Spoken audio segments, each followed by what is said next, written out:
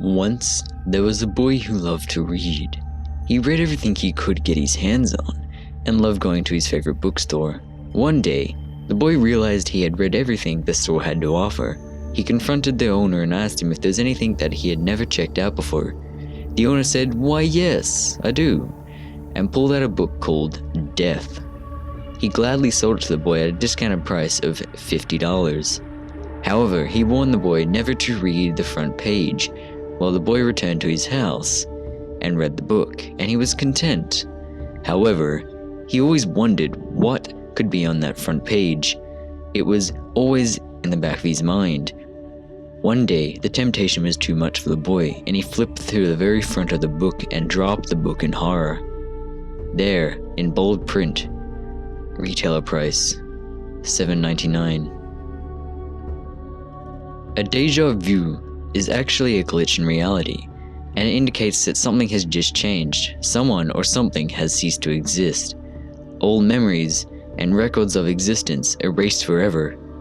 A déjà vu happens when they get into your brain when they need to change your memories, maybe to erase your brother from the world. You know, the brother that you never had. You're the manager for a small store. You hired one of your friends and just found out that he's been stealing from the register, stealing stock, and abandoning his post to visit his girlfriend in the back room while he's the only one on duty. The argument you had with him in the office just didn't settle it for you. You pound on his door. When he opens up, he goes pale and soils himself and staggers back, gasping for breath.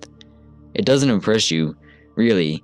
You figure he just thinks that you're showing up with the cops, until you step through his door and glance to the side where you get a good look at yourself in the mirror, or at least the parts of you that are still recognizable after the shotgun blast that your friend gave you at the end of the argument.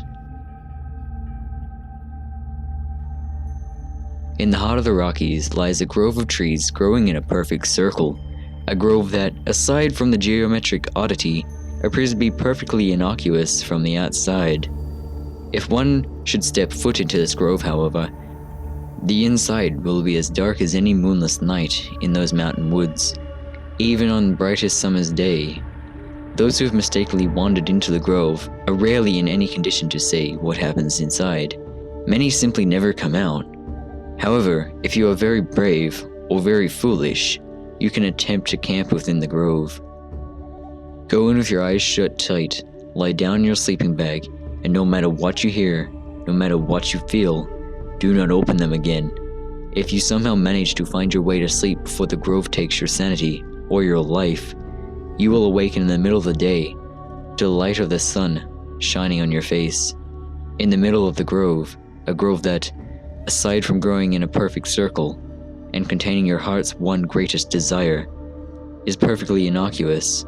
If one should step foot outside this grove, however, they will find the outside to be as dark as any moonless night in these mountain woods. Get on any passenger bus that travels a long distance. Greyhound is usually a good pick. Anything that's on the road for longer than 24 hours. Get a window seat facing west, then stare at the sun, waiting until sunset. Just before the sun touches the horizon, close your eyes hard. Do not turn away. Don't look at anything else. Cover your ears if you have to. After a while, you'll notice that the bus has stopped moving. That's the signal that you can't open your eyes. When you do, you'll see a gas station, illuminated by only a few flickering fluorescent lights. There will be no sun, no moon, no stars in the sky. The convenience store will have its windows boarded up, but the sign will say open. If you feel like you can't go through with it, get back on the bus, return to your seat, and fall asleep. You'll wake up at sunrise the next day, well on your way to wherever the bus was going. If you enter the store, the door will slam shut behind you. You'll spend an unknown amount of time there, living out your worst nightmares made real. If you survive the ordeal without going mad, you'll wake back on the bus as it reaches its destination. Nothing will ever scare you again. Some say that after this ordeal, anything else simply pales in comparison. Others say that all the room contains is all the fear you will ever feel in your entire life. and exposing yourself to it all at once keeps you from feeling any more. However, this can only be done once, and there are some exceptions to this ability as well. Hey guys, I hope that you enjoyed those short micropastas, as they are known in the creepypasta community. But either way, I hope you found them creepy besides the first one, which I kind of threw in as a joke. But subscribe to support this channel, or even share this video around. And as always, thank you so much for watching.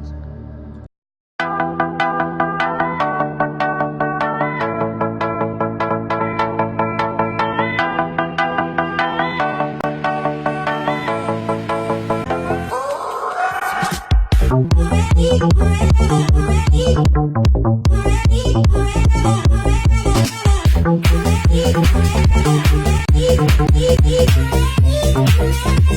back.